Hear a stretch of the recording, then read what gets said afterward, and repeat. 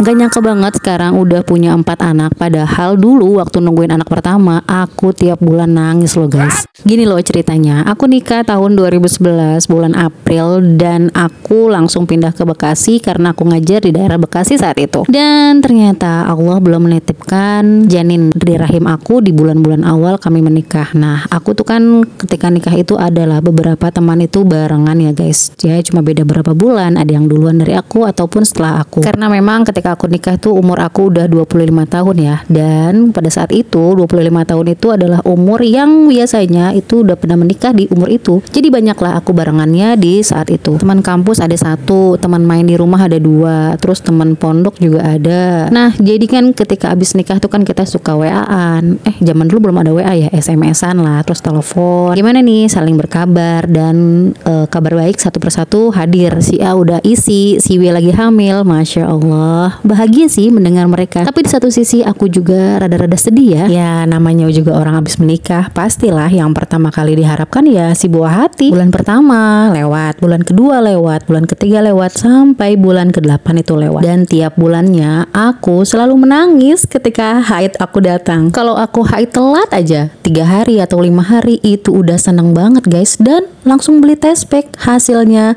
garis 1 doang. Sebagai kenang-kenangan, test pack itu nggak aku buang sampai sekarang. Test pack garis 1 yang menjadi saksi bisu penantian seorang ibu menambahkan seorang anak.